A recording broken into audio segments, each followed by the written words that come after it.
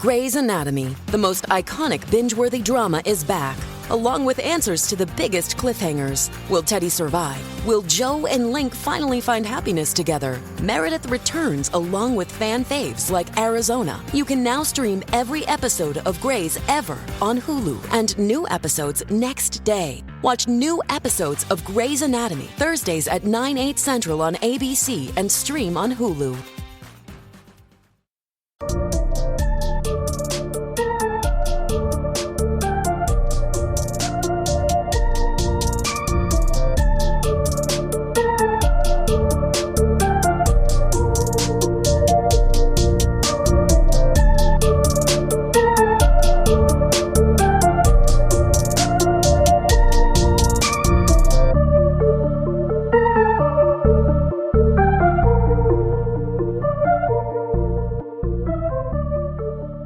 Sejam bem-vindos a mais um episódio de Cravo e Crimes, mais um podcast sobre True Crime, por que não?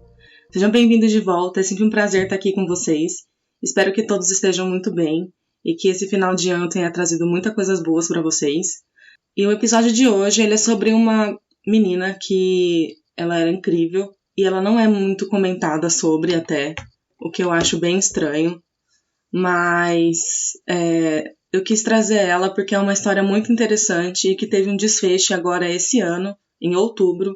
Então é um caso que teve uma reviravolta bem recente. Então eu queria trazer essa história aqui para vocês, pra gente fechar o ano com chave de ouro, trazendo uma história muito interessante. Então espero que vocês gostem do episódio de hoje. Então vamos ao caso. Antes de começar o episódio, gostaria de deixar aqui alguns avisos. Iremos abordar temas como violência contra a mulher e assassinato. Se vocês não gostarem desse tipo de episódio, eu peço que não escutem, porque a saúde mental de vocês vem sempre em primeiro lugar. O episódio de hoje é sobre Natalee Holloway. Natalee Ann Holloway nasceu no dia 21 de outubro de 1986, fazendo dela uma libriana do Tennessee. Natalee foi a primeira dos 2 filhos de Dave e Elizabeth, em Memphis, no Tennessee. Seus pais se divorciaram em 1993 e ela e seu irmão mais novo, Matthew, foram criados pela mãe.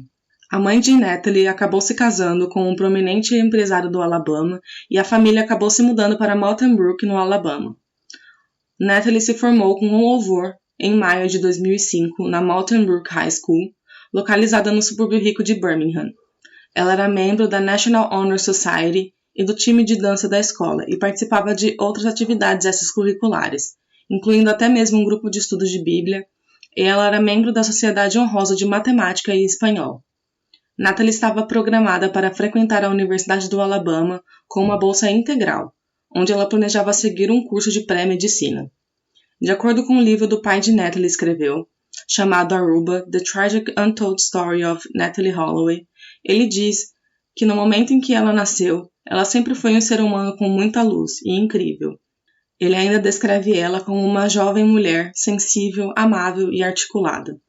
Ela era muito abençoada por ser linda tanto por fora quanto por dentro. Não tem muita coisa na mídia, e até mesmo no livro de seus pais sobre Natalee. Esse foi um pouco do que eu consegui trazer sobre ela. Natalee era uma irmã e filha muito amada que infelizmente deixou, até hoje, muita saudade. Como vocês sabem, eu gosto de falar muito sobre as vítimas primeiro, porque eu acredito que elas sejam as reais protagonistas das histórias que eu conto para vocês. Eu acho de extrema importância falar sobre elas primeiro, porque eu gosto de pensar que vocês fiquem com essa imagem boa das nossas vítimas.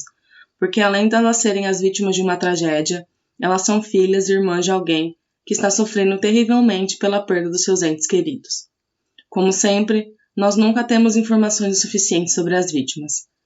É sempre muito triste ver isso, mas como sempre aqui no podcast, queria deixar aqui um espaço para falar sobre Natalee e fazer uma singela homenagem a ela.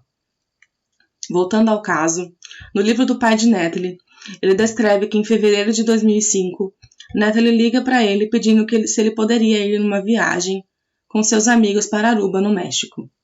Era uma viagem dos veteranos da escola antes deles partirem para a faculdade, uma coisa que Natalee queria muito fazer. Passar um tempo na Praia Linda com seus amigos durante 4 dias. Essa era uma viagem que muitos americanos faziam quando terminavam o ensino médio.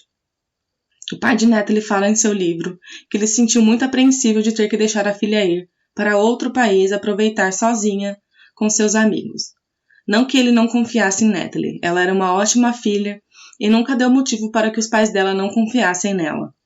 Mas ele disse que alguma coisa dizia para ele que ela não deveria ir para essa viagem.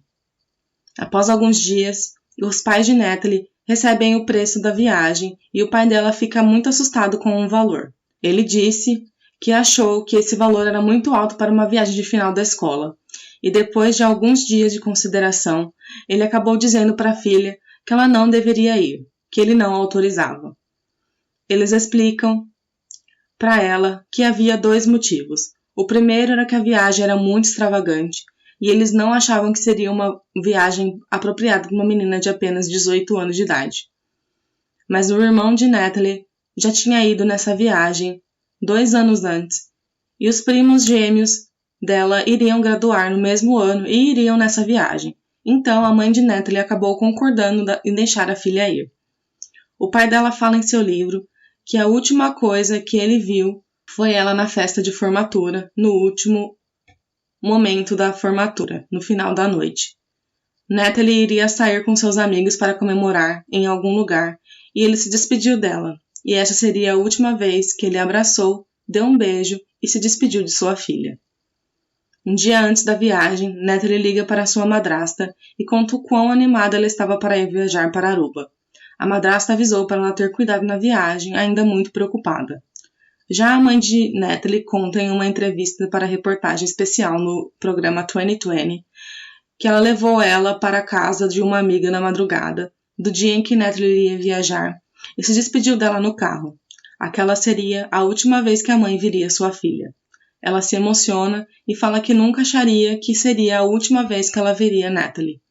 No dia seguinte, Natalie saiu aproximadamente com 125 alunos e 7 acompanhantes. Ao chegarem em Aruba, os acompanhantes agendaram uma reunião diária com os seus alunos e recolhiam seus passaportes e distribuíram as chaves do quarto. Todos os dias, os alunos deveriam fazer um check-in com os acompanhantes com um horário específico. De acordo com o professor e acompanhante Bob Plummer, os acompanhantes se reuniam com os alunos todos os dias para garantir que eles estavam bem. Jody Berman, que organizou a viagem, afirmou que os acompanhantes não deveriam acompanhar todos os seus movimentos. O comissário de polícia, que foi o principal que liderou a investigação do caso, entre 2005 e 2006, afirmou que os alunos do Motenbrook se envolveram em festas selvagens, muita bebida, muita troca de quarto todas as noites. Ele falou que eles sabiam que o Holiday Inn, que foi o hotel que eles ficaram, disse que eles não seriam mais bem-vindos no ano seguinte. Natalie, de acordo com o que o delegado disse, bebia todos os dias, o dia todo. Eles tiveram declarações que ela começava todas as manhãs com coquetéis, bebendo tanto que Natalie não apareceu no café da manhã por 2 manhãs. 2 das colegas de classe de Natalie concordaram que a bebida na viagem foi meio excessiva. E foram assim que os eventos do caso de hoje, infelizmente, aconteceram. Natalie foi vista pela última vez por seus colegas de classe por volta da 1h30 da manhã da segunda-feira do dia 30 de maio, quando ela estava saindo do bar e boate do Carlos & Charles. Ela saiu em um carro com Horn van der Slot, de 17 anos, um estudante holandês com honras que morava em Aruba e frequentava a Escola Internacional de Aruba, e seus 2 amigos surinameses, os irmãos Deepa Kalpoy, de 21 anos, e Satish Kalpoy, de 18 anos. Natalie estava programada para voltar para casa naquela tarde, naquele dia, mas ela não apareceu no voo de volta. Sua mala estava pronta e seu passaporte foram encontrados no seu quarto no Holiday Inn. Na segunda-feira, no dia 30, a viagem de Natalie chegou ao fim e ela deveria voltar para casa no Alabama. Mas no fim da tarde, o pai de Natalie recebeu um telefonema dizendo que Natalie havia perdido o voo e que Beth, a mãe dela, estava voando para Aruba. O pai de Natalie fala em seu livro que em Aruba eles têm a lei que você tem que esperar pelo menos 24 horas depois do desaparecimento de alguém para listar como desaparecido. O que já é um absurdo pensar naquela época existiam leis como essas, quando nós sabemos que as primeiras 24 horas de um desaparecimento de alguém são fundamentais. Mais tarde, naquela noite, os pais de Natalie ficaram sabendo que o voo dela havia sido remarcado, e eles ficaram na esperança de que ela estava em algum lugar e que ela havia conseguido um voo de volta para casa. Mas, infelizmente, esse não foi o caso, porque mais tarde o pai de Natalie ficou sabendo que uma das responsáveis que estava na excursão havia remarcado o voo dela na esperança de que ela pudesse aparecer. As autoridades de Aruba iniciaram buscas por Natalie em toda a ilha e nas águas vizinhas, mas não a encontraram. Imediatamente após o voo perdido de Natalie, sua mãe e padrasto voaram com amigos para Aruba em um jato particular. 4 horas após o desaparecimento e desembarque da ilha, a mãe de Natalie e o padrasto de Natalie apresentaram à polícia de Aruba o nome e endereço de Horn Vandersloot, que foi a pessoa com quem Natalie deixou a boate. A mãe dela afirmou que o nome completo de Horn foi dado a ela pelo gerente noturno do Holiday Inn, que supostamente reconheceu em uma fita de vídeo. A mãe de Natalie e seus amigos foram à casa de Horn com 2 policiais de Aruba para procurar por ela. Horn inicialmente negou saber sobre o nome de Natalie, mas então contou uma história corroborada por Deepak Cowpoy, que estava presente na casa. Horn afirmou que eles levaram Natalie para a área do Farol da Califórnia, em Irish Beach, porque ela queria ver tubarões. Mais tarde, eles deixaram Natalie em seu hotel por volta das 2 horas da manhã. De acordo com Horn, Natalie caiu ao sair do carro, mas se recusou à ajuda. Ele afirmou que enquanto ele e Cowpoy estavam indo embora, Natalie foi abordada por um homem moreno com uma camisa preta, semelhante à usada pelos seguranças. Os esforços de busca e resgate por Natalie Holloway começaram imediatamente. Centenas de voluntários de Aruba e dos Estados Unidos juntaram-se ao esforço. Durante os primeiros dias de busca, o governo de Aruba deu milhares de funcionários públicos um dia de folga para participarem dos esforços de resgate. 50 fuzileiros navais holandeses conduziram uma extensa busca na costa. Os bancos de Aruba arrecadaram $20 mil e forneceram outros apoios para ajudar as equipes de buscas voluntárias. A mãe de Natalie recebeu alojamento, inicialmente no Holiday Inn, onde coincidentemente ficou no mesmo quarto onde sua filha ocupava. Posteriormente, ela se hospedou em uma suíte presidencial no Windham Hotel nas proximidades. Só que lendo o livro do pai de Natalie, a gente tem uma visão totalmente diferente do que a polícia fez no caso. Porque ele chega lá com a sua família, o pai dela fala que o detetive Dennis Jacobs foi extremamente desnecessário com ele. Primeiro ele perguntou para o pai de Natalie se ele tinha muito dinheiro, o que já é bem estranho. Depois ele fala que isso acontecia o tempo inteiro, que ela provavelmente iria aparecer dentro de alguns dias. O detetive ainda fala que Natalie estava aproveitando demais as festas em Aruba e que não era para o pai se preocupar e ir tomar uma cerveja no bar. Sério, ele disse isso. É totalmente desnecessário. O pai dela afirma que os detetives tinham certeza de que ela estava apenas festejando ou drogada e que o bar que ele havia indicado seria um bom lugar para começar a procurar. Quando questionado sobre as buscas pela filha, o detetive perguntou o porquê ele faria isso. O detetive ainda disse, de acordo com o pai de Natalie, que ele deixaria a polícia procurar por ela e que se algum motivo ele achasse que ela estivesse em uma casa de drogas, ele poderia ir checar por ele por lá.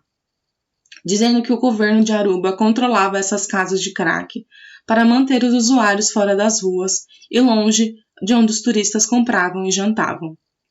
Então, o pai de Natalie sai completamente chocado com o tipo de tratamento que ele teve, do tipo de coisas que ele falou para um pai que estava desesperado atrás de sua filha. Eles vão para um bar que o detetive havia falado para colher mais informações, e chegando por lá, ele viu uma cena que ele descreve que ele nunca queria ter visto. Ele viu jovens bebendo bebidas alcoólicas e em uma hora, vários locais estavam tentando vender drogas para eles. Eles foram embora sem nenhuma informação sobre Natalie ou sobre o que poderia ter feito no dia do seu desaparecimento.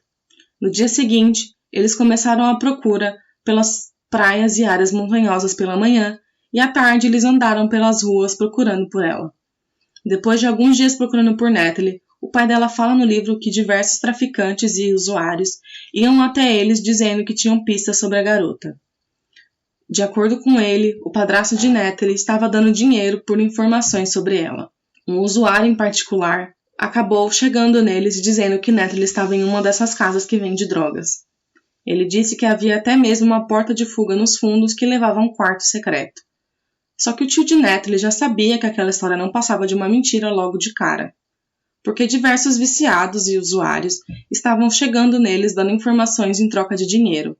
Então o tio dela sai apenas andando e é quando um homem grita para ele dizendo: "Ela não vale pelo menos $2?" E é quando ele quase dá um soco no homem. Foi interrompido por um policial que estava passando pelo local. Os pais de Natalie sofreram muito tentando encontrar informações realmente reais sobre o desaparecimento de sua filha, mas vários usuários e traficantes queriam apenas o dinheiro deles e não ajudar a família que estava já desesperada em um outro país. De acordo com o pai dela, ele foi a pessoa que conseguiu a informação que se tornou primordial na investigação do desaparecimento de Natalie. Ele conseguiu a informação de alguns locais de Aruba que disseram que eles saíram com o pessoal do colégio que Natalie estudava. E um deles disse que Horan van der Sloot, o filho de oficial de justiça holandês, era uma das pessoas que estava com Natalie. Eles disseram que ele estava mentindo para ela, dizendo que ele passava uma temporada em Aruba, só que na verdade ele já morava por lá. Eles ficaram sabendo que testemunhas viram Natalie saindo do Carlos & Charles com 3 locais, Horan, o holandês, e os irmãos surinameses. No livro, o pai dela ainda fala que, por incrível que pareça, a polícia não estava muito entusiasmada pelas buscas por Natalie, porque eles achavam que era uma brincadeira de criança. Por exemplo, eles achavam uma citação de Natalie fez no álbum de formatura dela, um pedaço da música Free Bird, que era assim: "Se eu for embora amanhã, você ainda se lembrará de mim?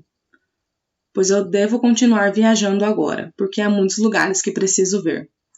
O pai dela fala que a polícia queria que eles acreditassem que era uma indicação de que ela estava planejando ir embora por vontade própria e que precisava fugir. Natalie havia desaparecido deixando todos os pertences no hotel, incluindo seu passaporte. A hipótese dos policiais não fazia sentido nenhum. O pai dela fala que Natalie não era o tipo de pessoa irresponsável ao ponto de perder deliberadamente um voo de avião para casa sem dizer uma palavra. Os relatórios indicam que Natalie não apareceu em nenhuma filmagem noturna na câmera de vigilância do saguão do hotel. No entanto, a mãe de Natalie fez declarações diversas sobre as câmeras que estavam operacionais naquele dia. De acordo com uma declaração feita pela mãe de Natalie em 19 de abril de 2006, as câmeras de vídeo do Holiday Inn não estavam funcionando na noite em que Natalie desapareceu. A mãe dela fez várias outras declarações indicando que eles estavam trabalhando e afirmou isso em seu livro. O comissário de polícia, o chefe inicial das investigações até sua aposentadoria em 2005, disse que Natalie não precisava passar pelo saguão para retornar para seu quarto. As buscas por evidências físicas foi extensa e sujeita a ocasionais pistas falsas. Por exemplo, uma possível amostra de sangue foi retirada do carro de Deepak Kalpoy que foi testada, mas determinou que não era sangue. As autoridades americanas cooperaram substancialmente com as autoridades de Aruba desde os primeiros dias de investigação. A secretária do Estado dos Estados Unidos declarou aos repórteres que os Estados Unidos estavam em contato constante com as autoridades de Aruba. Outro funcionário do Departamento de Estado indicou que recursos substanciais estavam sendo aplicados para que os funcionários de Aruba continuassem a perder mais dinheiro para as buscas. Em 5 de junho, a polícia de Aruba deteve Nick John e Abraham Jones, ex-seguranças do vizinho Allegro Hotel, sob suspeitas do assassinato e sequestro de Natalie. As autoridades nunca divulgaram oficialmente o motivo por suas detenções, mas de acordo com relatos da imprensa, as declarações feitas por Horan van der Sloot e pelos irmãos Kalpoy pode ter sido um fator das suas detenções. De acordo com o livro do pai de Natalie, Ele afirma que o motivo por trás das prisões foi a versão que os 2 seguranças haviam levado Natalie para dentro do hotel quando os meninos deixaram ela lá. O relatório também indica que os 2 ex-guardas eram conhecidos por cruzar hotéis em busca de mulheres, e pelo menos um deles teve um incidente anterior com autoridades policiais. Os 2 seguranças foram libertados no dia 13 de junho sem serem acusados. Eles conseguiram provar o álibi deles. Em 9 de junho, Joran van der Sloot e os irmãos Cowpoy foram presos sob suspeita de sequestro e assassinato de Natalie. Vocês já estão vendo que a polícia já achava que Natalie não estava mais viva. A lei de Aruba permite que os investigadores realizem prisões com base em suspeitas graves. Para continuar mantendo os suspeitos sob custódia, uma carga probatória crescente deve ser entregue em revisão periódica. De acordo com o detetive, o foco das investigações centrou-se nesses 3 suspeitos desde o início. O detetive afirma que a observação atenta dos 3 homens começou 3 dias após o desaparecimento de Natalie, e a investigação incluiu vigilância, escutas telefônicas e até mesmo monitoramento de seus e-mails. Ele indicou que a pressão da família de Natalie fez com que a polícia interrompesse prematuramente a vigilância e detesse os 3 suspeitos. À medida em que a investigação continuava, o porta-voz do Ministério de Justiça de Aruba indicou falsamente que Natalie estava morta e as autoridades sabiam a localização de seu corpo. Mais tarde, esse porta-voz retirou sua declaração dizendo que foi vítima de uma campanha de desinformação ou a famosa fake news. Naquela noite, o detetive alegou à Associated Press que um dos jovens detidos admitiu que algo de ruim aconteceu a Natalie depois que os suspeitos a levaram para a praia e que Joran estava conduzindo a polícia para o local. Na manhã seguinte, a porta-voz de acusação recusou-se a confirmar ou negar a alegação, afirmando simplesmente que a investigação se encontrava num momento crucial e muito importante. No dia 17 de junho, uma 6ª pessoa, posteriormente identificada como Steve Gregory Cross, foi presa. Disseram à mídia que ele foi detido com base nas informações de um dos 3 detidos. A polícia deteve, então, o pai de Joran van der Sloot, Paulus, para investigatório. Ele foi preso naquele mesmo dia. Tanto Paulus quanto Cross foram libertados no dia 26 de junho. Durante esse período, os suspeitos detidos mudaram as suas histórias diversas vezes. Todos os 3 indicavam que Joran van der Sloot e Natalie foram deixados na praia de Marriott Hotel, perto das cabanas dos pescadores. Joran afirma que não fez mal a Natalie, mas a deixou na praia. De acordo com o advogado dos irmãos Cowpoy, Joran ligou para Deepak Cowpoy para dizer que estava voltando para casa e lhe enviou uma mensagem de texto 40 minutos depois. Em um momento, durante o investigatório, Joran detalhou um terceiro relato de que ele foi deixado em casa e Natalie foi expulsa pelos irmãos Cowpoy. O detetive desconsiderou essa história, afirmando que, abre aspas, esta última história surgiu quando Joran viu os outros caras, os irmãos Cowpoy, estavam apontando o dedo na sua direção, e ele queria ferrar com eles também, dizendo que foi abandonado. Mas essa história não confere nada. Ele só queria ferrar com Deepak. Eles tiveram grandes discussões sobre isso na frente do juiz, porque suas histórias não combinavam. Natalie, ela era de Alabama. Ela não vai ficar no carro com 2 filhos negros. Acreditamos na segunda história que eles foram deixados na praia na Marriott. Fecha aspas. Uma declaração bem racista, né? Mas enfim. Após audiências perante a juiz, os irmãos Cowpoy foram libertados no dia 4 de julho, mas Joran foi detido por mais 60 dias. A Força Aérea Real Holandesa implantou 3 aeronaves equipadas com sensores infravermelhos para auxiliar as buscas, mas infelizmente não tiveram nenhum resultado. Em março de 2006, foi relatado que fotos de satélite estavam sendo comparadas com fotografias tiradas mais recentemente para uma tentativa de encontrar mudanças inesperadas no terreno que poderiam ser o túmulo de Natalie, mas infelizmente também não tiveram nenhum sucesso nessas buscas. Depois de um jardineiro local fornecer informações, foi parcialmente drenado um rio entre o dia 27 e o dia 30 de julho de 2005. De acordo com um padrasto de Natalie, o jardineiro afirmou ter visto Joran tentando esconder o rosto enquanto dirigia para o Racquet Club com os irmãos Cowpoy na madrugada do dia 30 de maio, de 2h30 a 3 horas da manhã. Outra pessoa, chamada O Corredor, afirmou ter visto homens enterrando uma mulher loira em um aterro durante a tarde do dia 30 de maio. A polícia revistou o aterro nos dias seguintes ao desaparecimento de Natalie. As declarações desse corredor, o aterro foi revistado mais 3 vezes. O FBI usou cães cadáveres para auxiliar na busca de recuperação.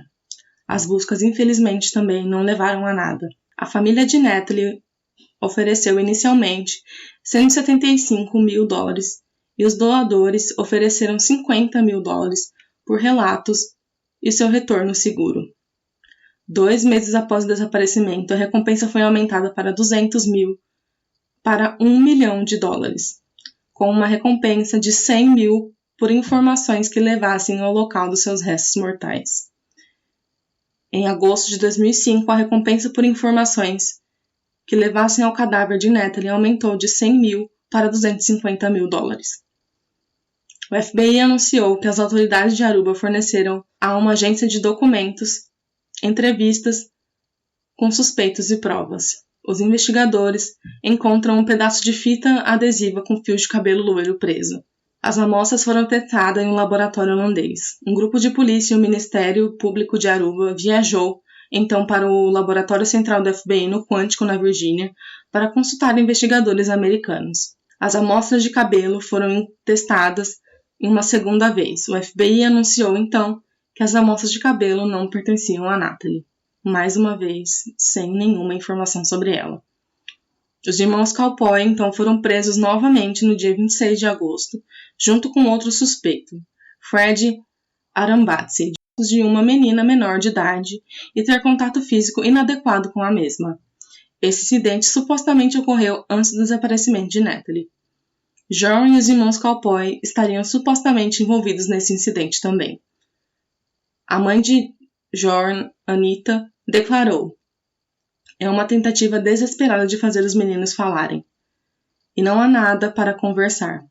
Embora nenhuma explicação pública tenha sido feita pelas prisões dos irmãos Cowpoy, o detetive mais tarde disse que foi uma tentativa frustrada de pressionar os meninos a falarem. No dia 3 de setembro, então, os 4 suspeitos detidos foram libertados por um juiz, apesar das tentativas do Ministério Público de os manter sob custódia. Os suspeitos foram libertados com uma condição de permanecer à disposição da polícia. Em 14 de setembro, todas as restrições foram removidas pelo Tribunal Combinado de Apelações de Antilhas Holandesas e de Aruba. Nos meses seguintes à sua libertação, John deu várias entrevistas explicando a sua versão dos acontecimentos. A entrevista mais notável foi transmitida pela Fox News durante 3 noites em março de 2006. Durante a entrevista, ele indicou que Natalie queria fazer sexo com ele e não o fez porque eles não tinham camisinha. Ele afirmou que ele queria que ela ficasse na praia, mas que ele tinha que ir para a escola na manhã seguinte. Enfim, mentiras e mentiras, mas enfim, quem sou eu? De acordo com John, ele foi pego por 7 Cowpoy por volta das 3 horas da manhã e deixou Natalie sentada na praia. Em agosto de 2005, David Koch, advogado dos irmãos Cowpoy, afirmou que seu cliente havia ido dormir e não voltou para buscar John na casa. Ele afirmou que estava um pouco envergonhado de ter deixado uma jovem sozinha na praia, embora a pedido dela, e revelou que não foi sincero no início porque estava convencido de que Natalie logo apareceria. Em janeiro de 2006, o FBI e as autoridades de Aruba entrevistaram, ou alguns outros casos entrevistaram novamente, colegas da classe de Natalie no Alabama. Em 17 de janeiro, a polícia de Aruba procurou o corpo de Natalie nas dunas de areia nas costas noroeste de Aruba, bem como nas áreas próximas à praia de Marriott. Pesquisas adicionais ocorreram em março e abril de 2006, mas sem resultados. Pouco antes de deixar o caso, o detetive deu uma entrevista à CBS, no qual afirmou acreditar que Natalie não foi assassinada, mas provavelmente morreu por intoxicação por álcool ou drogas e que mais tarde alguém escondeu seu corpo. Eu sei, esse detetive é péssimo, Meu Deus do céu, como eu fico brava toda vez que eu escuto alguma coisa que ele fala. O detetive então afirmou que Aruba gastou cerca de 3 milhões pelas investigações e representou cerca de 40% do orçamento operacional da polícia. Ele indicou que não havia evidências que apontavam para a posse de drogas ilícitas por Natalie. Membros da família de Natalie negaram que ela usava drogas. Em abril de 2006, o pai de Natalie, então, publica o livro chamado Aruba, a tragédia da história não contada por Natalie Holloway e a corrupção no paraíso, e ele narra as buscas por sua filha. Em abril de 2006, Geoffrey Vandercroft foi preso por autoridades em Aruba sob suspeita de crimes relacionados ao tráfico de narcóticos, que, segundo o promotor, poderia estar relacionado com o desaparecimento de Natalie. Na primeira audiência do tribunal, a sua detenção foi prorrogada por 8 dias. Ele foi libertado, entretanto, no dia 25 de abril. Além disso, outro indivíduo com as iniciais AB foi preso no dia 22 de abril, mas foi libertado no mesmo dia. Em 17 de maio, outro suspeito, Guido Wever, foi detido nos Países Baixos sob suspeita de ajudar no rapto, espancamento e assassinato de Natalie. Wever foi interrogado durante 6 dias e os promotores de Aruba inicialmente buscaram a sua transferência para a ilha, mas ele foi libertado sob um acordo entre o promotor e o advogado de Wever. Mas isso não levou a nada também, infelizmente. Em 27 de abril de 2007, uma nova busca envolvendo 20 investigadores foi lançada na residência da família Van der Sloot, em Aruba. As autoridades holandesas revistaram o pátio e a área circundante, usando pás e hastes de metal para penetrar a terra. O porta-voz da promotoria afirmou: as investigações nunca pararam e as autoridades holandesas estão revisando completamente o caso em busca de novas indicações. Uma declaração da promotoria relatou: a equipe tem indicações para justificar uma busca mais completa. Os investigadores não comentaram o que motivou a nova busca, exceto que não estava relacionada ao livro de Van der Sloot. De acordo com Paulus Van der Sloot, nada suspeito foi encontrado, e tudo o que foi apreendido foram anotações do diário dele e de sua esposa e seu computador pessoal, que foi posteriormente devolvido. De acordo com o editor-chefe do jornal Diário de Aruba, os investigadores estavam acompanhados de uma declaração feita por primeiros interrogatórios de suspeitos sobre comunicação dos irmãos Cowpoy e sobre Jorn. Eles também disseram que os investigadores podiam ser vistos examinando o laptop na casa. No dia 12 de maio, a residência dos irmãos Cowpoy foi revistada pelas autoridades. Os irmãos foram detidos cerca de 1 hora após se oporem à entrada dos policiais e dos investigadores holandeses, mas foram libertados quando as autoridades partiram. De acordo com o advogado deles, os irmãos opuseram-se à busca porque os funcionários não mostraram uma ordem que justificasse a busca dentro da casa. Uma declaração não mencionou as autoridades que estavam procurando, se é que alguma coisa, mas indicou que nada foi removido da casa. Uma declaração do Ministério Público de Aruba indicou que o objetivo era obter uma melhor imagem do local e das circunstâncias onde um delito pode ter sido cometido e compreender a cadeia de acontecimentos que levariam à ofensa. Então, mais tarde, os investigadores de Aruba prenderam de novo Jorn Van der Sloot e os irmãos Cowpoy no dia 21 de novembro de 2007, sob suspeita de envolvimento de homicídio culposo e de dar lesões corporais graves que resultaram na morte de Natalie Holloway. Jorn foi detido pelas autoridades holandesas na Holanda, enquanto os irmãos Cowpoy foram detidos em Aruba. Jorn foi devolvido para Aruba, onde foi preso. Logo depois, David Holloway, o pai de Natalie, anunciou uma nova busca por sua filha no mar, nas profundezas originais de 100 metros em que ele fazia buscas anteriores aonde havia ocorrido. Essa busca envolveu um navio chamado Persistence, e foi abandonado por falta de fundos no final de fevereiro de 2008, quando nada significativo foi encontrado. Em 30 de novembro, um juiz ordenou a libertação dos irmãos Cowpoy. Apesar das tentativas da promotoria de prolongar sua detenção, os irmãos foram libertados no dia seguinte. A promotoria permaneceu e recusou a libertação, que foi negada no dia 5 de dezembro com o tribunal, escrevendo o seguinte: apesar das investigações caras e demoradas sobre o seu desaparecimento e sobre as pessoas que poderiam estar envolvidas, o processo contra o suspeito não contém indicações diretas de que Natalie faleceu devido a um crime violento. Jorn van der Sloot foi libertado sem acusações no dia 7 de dezembro, devido à falta de provas que o implicavam, bem como à falta de provas de que Natalie morreu como resultado de um crime violento. A promotoria então decidiu não recorrer ao caso. O promotor declarou oficialmente que o caso estava encerrado e que nenhuma acusação seria apresentada por falta de provas. A acusação indicou um interesse contínuo no Jorn van der Sloot e nos irmãos Cowboy, e alegou que um dos três, numa mensagem de sala de chat, tinha declarado que Natalie estava morta. Isso foi fortemente contestado pelo advogado de Cowboy, que afirmou que a acusação, ao traduzir um depoimento para o holandês, interpretou mal uma referência que eles haviam falado sobre Natalie. Em 29 de março de 2010, Jorn van der Sloot contatou John K. Kelly, representante legal da mãe de Natalie, com uma oferta de revelar a localização do corpo dela e as circunstâncias que envolviam a sua morte, caso ele recebesse um adiantamento de $25 mil contra um total de $250 mil. Depois que a mãe dela notificou o FBI, eles combinaram de prosseguir com a transação. Em 10 de maio, Jorn teve uma transferência de $15 mil para a conta na Holanda, após o recebimento de $10 mil em dinheiro, que foi filmado pelos investigadores disfarçados em Aruba. As autoridades afirmam que essas informações que ele forneceu em troca eram falsas, porque a casa que ele disse que o corpo de Natalie havia sido localizado ainda não tinha sido construída naquele momento do seu desaparecimento. Em 3 de junho, Jorn foi acusado no Tribunal Distrito dos Estados Unidos do Norte do Alabama de extorsão e fraude eletrônica.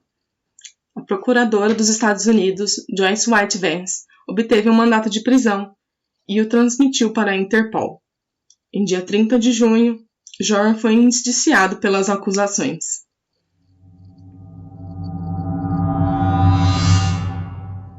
Vamos falar um pouco sobre Jorn, não é mesmo? Jorn Andreas Petrus van der Sloot nasceu no dia 6 de agosto de 1987, nascido na Holanda. Jorn era uma estrela do futebol e atleta de tênis na escola, competindo em dupla de tênis com seu pai em 2005 e esperava jogar para St. Leo University. Não se tem muita informação sobre Jorn na mídia. A única coisa que eu achei foi que a mãe dele falou para a ABC News que ele era um mentiroso de primeira desde sempre e que mesmo sendo uma criança que não foi muito difícil de cuidar, quando ele era mais novo ele sempre fugia de casa à noite quando eles foram morar em Aruba. Uma coisa que ele fazia quando fugia de casa era ir para cassinos, fazer apostas e ganhar dinheiro, e era uma coisa que era predominante na vida de Jorn. Só que uma coisa acontece que vai ajudar no nosso caso de hoje. Só que, infelizmente, mais uma vida foi perdida nessa história, a de Stephanie Flores. Em 30 de maio de 2010, quinto aniversário do desaparecimento de Natalie, Stephanie Tatiana Flores Ramírez, de 21 anos, morreu no Hotel TAC, no bairro de Miraflores, em Lima. Em 2 de junho, uma funcionária do hotel encontrou seu corpo espancado no quarto 309, que havia sido registrado em nome de ninguém mais, ninguém menos do que Jorn van der Sloot. Ele saiu do hotel sem devolver a chave do quarto e deixou a televisão ligada. Uma raquete de tênis indicava pelo legista como a possível arma do homicídio foi recuperada na sala. Um hóspede do hotel e um funcionário se apresentaram para dizer que viram Jorn e a vítima entrando juntos no quarto do hotel. E a polícia obteve um vídeo dos dois jogando cartas na mesma mesa na noite anterior do Atlantic City Casino em Lima. Jorn van der Sloot entrou no Peru por via Colômbia no dia 14 de maio de 2010 para participar do Latin American Poker Tour. Stephanie era estudante de administração, que faltava apenas um ano para ela se formar na Universidade de Lima. Ela era filha de Ricardo Flores, ex-presidente do Automóvel Clube Peruano e vencedor do Rally Caminos del Inca de 1991. Destacado empresário e organizador de entretenimento, ele concorreu à vice-presidência em 2001 e à presidência 5 anos depois. Ricardo Flores disse à polícia que encontrou drogas para estupro no carro de sua filha, estacionado a cerca de 50 quarteirões do hotel onde ela morreu. Suas joias, dinheiro, identificação e cartões de crédito estavam faltando, incluindo cerca de $1.000 que seu pai tinha dado para ela comprar no notebook e mais de 10 mil que ela ganhou anteriormente no cassino. Stephanie supostamente manteve esse dinheiro em seu carro, mas em uma busca, a polícia não encontrou esse dinheiro. Depois que a família dela relatou seu desaparecimento, a polícia recuperou uma fita de vigilância de segurança do hotel e obteve o nome e o número de identificação nacional de Jorn. A esposa de seu irmão descobriu seus antecedentes em uma busca no Google cerca de 1 hora antes de encontrarem o corpo. Em 3 de junho de 2010, Jorn foi preso no Chile sob a acusação de homicídio e extraditado para o Peru no dia seguinte. Em 7 de junho, as autoridades peruanas disseram que Jorn confessou ter assassinado Stephanie depois de perder a paciência porque ela acessou seu notebook sem permissão e encontrou informações que ligavam a Natalie. O chefe de polícia, César Gardia, relatou que Jorn disse à polícia peruana que ele sabia onde o corpo de Natalie estava e se ofereceu para ajudar as autoridades de Aruba para encontrá-lo. No entanto, Gardia afirmou que o interrogatório se limitou apenas ao caso no Peru de Stephanie e foram evitadas perguntas sobre o desaparecimento de Natalie. Em 11 de junho, Jorn foi acusado no Tribunal Superior de Lima de homicídio em primeiro grau e roubo. Em 15 de junho, as autoridades de Aruba e do Peru anunciaram um acordo para cooperar e permitir que os investigadores de Aruba entrevistassem ele na prisão de Miguel Castro, no Peru. Em uma entrevista na prisão, em setembro de 2010, Jorn teria admitido o plano de extorsão afirmando: "Eu queria me vingar da família de Natalie. Os pais dela tinham dificultado minha vida há 5 anos. Em 2012, Jorn se declarou culpado do assassinato de Stephanie Flores e foi condenado a 28 anos de prisão. Então, em 12 de novembro de 2010, turistas encontraram uma mandíbula na praia de Aruba, perto de Phoenix Hotel e sobre o pântano Bubali. O exame preliminar realizado pelo perito forense determinou que o osso era de uma jovem mulher. Uma parte do osso foi enviada para a Haia para testes do Instituto Forense da Holanda. Em 23 de novembro de 2010, o procurador-geral de Aruba anunciou que, com base nos registros dentários, o maxilar não pertencia a Natalie Holloway, e nem era possível determinar se vinha de um homem ou de uma mulher. Em junho de 2011, 6 anos após o desaparecimento de Natalie, Dave Holloway, o pai dela, entrou com uma petição nos tribunais do Alabama para que sua filha fosse declarada legalmente como morta. Os papéis foram entregues à ex-esposa dele, que anunciou sua intenção de opor a sua petição. Uma audiência foi realizada no dia 23 de setembro de 2011, momento em que o juiz de sucessões decidiu que Dave Holloway havia atendido os requisitos para a presunção de legal de morte. No dia 12 de janeiro de 2012, foi realizada uma segunda audiência, após que o juiz assinou a ordem declarando a morte de Natalie Holloway. E por muitos anos esse caso foi deixado de lado, sem nenhuma pista e sem prisões feitas. Mas é em 2023, esse ano, que as coisas mudam completamente para a família de Natalie. Quase 2 décadas depois do desaparecimento de Natalie Holloway, em Aruba, Jorn van der Sloot, que há muito tempo é o principal suspeito da sua morte, confessou ter matado a adolescente no Alabama em terríveis detalhes, revelando documentos judiciais. Mas ainda não está claro se Jorn van der Sloot, de 36 anos, algum dia cumprirá uma pena por espancar Holloway até a morte na ilha caribenha. Embora o prazo prescricional do homicídio de Aruba possa ter sido aprovado, o Ministério Público local fechou a porta para possíveis ações legais. A confissão de Jorn van der Sloot foi divulgada logo depois que ele se declarou culpado em um tribunal federal em Alabama, em outubro de 2023, por extorquir e fraudar a família de Natalie. Ele foi acusado de tentar vender informações sobre a localização dos restos mortais de Natalie para sua mãe, em troca de $250 mil. O acordo judicial pareceu beneficiar Jorn e a família de Natalie. Ele foi condenado a 20 anos pelos crimes financeiros, pena que decorrerá simultaneamente com a pena de prisão em curso no Peru, onde ele foi condenado por matar Stephanie Flores e por traficar cocaína. Embora os Estados Unidos não tenham jurisdição sobre o caso de Natalie em Aruba, os pais agora têm certeza de sobre quem matou a sua filha. Foi Joran van der Sloot. Numa oferta, ele ofereceu informações que conhece sobre o crime, muitas vezes como parte de um acordo judicial. Joran admitiu ter matado Natalie com um bloco de concreto em uma praia em Aruba, depois que ela rejeitou suas investidas sexuais, de acordo com uma transcrição de uma entrevista com seu advogado. Joran disse que Natalie deu uma joelhada em sua virilha depois que ele tentou apalpá-la, e ele respondeu chutando-a no rosto e a espancando com um bloco de concreto. Ele então decidiu empurrá-la para o oceano, de acordo com a transcrição da entrevista. O corpo de Natalie, infelizmente, nunca foi encontrado. Uma porta-voz do Ministério Público de Aruba não descartou a possibilidade de Joran van der Sloot enfrentar uma nova ação legal em Aruba depois de confessar o assassinato de Natalie Holloway. As autoridades de Aruba solicitaram ao Departamento de Justiça dos Estados Unidos documentos judiciais oficiais e transcrições e todos os documentos relacionados à investigação, e eles irão analisar antes de decidir sobre as medidas processuais que eles vão tomar. Em Aruba, o prazo prescricional para o homicídio é 12 anos, que já passou faz um pouco de tempo. Quando questionado se ou por que o Estatuto de Limitações pode não aplicar a Joran, o porta-voz disse que a questão não pode ser respondida de forma inequívoca.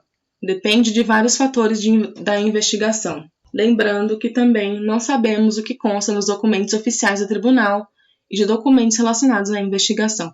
Portanto, não existe um simples sim ou não neste momento. Mas Joran van der Sloot deverá passar as próximas 2 décadas atrás das grades no Peru. Além da pena de prisão de 28 anos pelo assassinato de Stephanie Flores, ele também foi condenado em 2021 por tráfico de cocaína em uma prisão no Peru. Ele foi condenado a mais de 18 anos no Peru, de acordo com o memorando da sua sentença. Como a lei peruana proíbe penas de prisão que excedam um total de 35 anos, a menos que seja dada uma sentença de prisão perpétua, o réu está atualmente programado para ser libertado da prisão do Peru em ou por volta do dia 10 de junho de 2045, 35 anos após sua prisão original no Peru, afirma documentos do tribunal. Mas as autoridades peruanas permitiram que a libertação temporária dos Estados Unidos em junho para enfrentar acusações de extorsão e fraude eletrônica. Por enquanto, essas são as únicas informações que tem sobre o caso atualmente. Eles ainda vão ver se Joran vai ser julgado por ter matado Natalie sobre as informações que ele mesmo confessou. Então, se vocês querem que eu dê mais informações sobre esse caso mais tarde, eu posso fazer um episódio com atualizações de todos os casos que eu fiz sobre casos que ainda não têm um desfecho.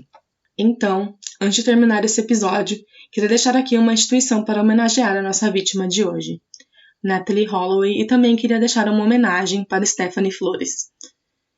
E eu estava pesquisando alguma organização que abordasse o principal tema do episódio de hoje, que foi violência contra a mulher, e eu achei a instituição Tamo Juntas, assessoria multidisciplinar gratuita para mulheres em situação de violência. É uma organização não governamental sem fins lucrativos, fundada em maio de 2016 em Salvador, no estado da Bahia. Elas são uma organização feminista composta por mulheres profissionais que atuam voluntariamente na assistência multidisciplinar de mulheres em situação de violência e que possuem voluntárias em diversas regiões do Brasil. Assim, a organização atua politicamente em incidência local e nacional na perspectiva de denunciar e combater a violência contra a mulher em diversos níveis, fundamentando seus princípios, posturas e práticas que, na perspectiva feminista, antirracista, anticapitalista e anti-LGBTQI-fóbica. Então eu gostaria de deixar aqui, como sempre, o link das doações para Tamo Juntas, para quem tiver interesse em doar ou saber mais sobre a luta delas. Como eu sempre deixo, o link está disponível na descrição do episódio, junto com as referências.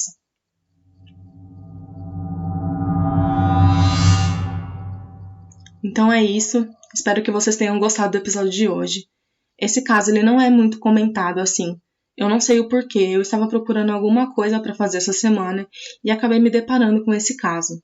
Eu achei ele super interessante e tem bons elementos para trazer um bom episódio para vocês. Mesmo sem achar o corpo de Natalie, a família sofre muito até hoje. Ainda mais por ela ter sido declarada morta sem ao menos ter um enterro para ela. A mãe dela continua lutando por sua filha. Ela também escreveu um livro, assim como o pai dela. E os dois criticam muito o trabalho da polícia de Aruba pelas investigações que eles fizeram. Se vocês quiserem, eu tenho esse livro e ele é muito bom. Assim, o livro do pai dela é realmente muito bom e tem boas críticas contra a polícia. Então, se vocês tiverem o interesse de ler, eu super recomendo vocês lerem. Não se esqueçam que estamos nas redes sociais. Estamos no Instagram, no Twitter e no Facebook. Eu estou sempre atualizando no Instagram quando saem novos episódios. Sai alguma notícia relacionada a algum caso que eu já tenha feito ou coisas assim.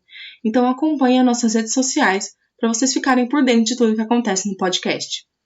Outra coisa que eu queria deixar aqui, como sempre, é o link para a solicitação de caso. Por enquanto, estou fazendo casos que já tenho listado, mas sempre estou aberta a fazer mais casos que vocês queiram ouvir aqui no podcast. É só mandar um e-mail para mim no cravoecrimes@gmail.com ou no link de solicitações, que eu deixei já tudo bem planejado. Bom, é isso. Espero que vocês tenham gostado do caso de Natalie Holloway. Não se esqueçam de se inscrever nas plataformas que vocês escutam o podcast, para vocês não perderem nenhum episódio do nosso podcast. Quem puder deixar 5 estrelas na plataforma que você escuta o podcast, isso vai ajudar muito para que o Spotify ou outro lugar que você escuta o podcast a divulgar e chegar a cada vez mais pessoas. Assim, você ajuda a gente a crescer cada vez mais. Eu vi que já temos mais de 35 avaliações no Spotify e eu fiquei muito feliz e muito grata a quem deixou as avaliações.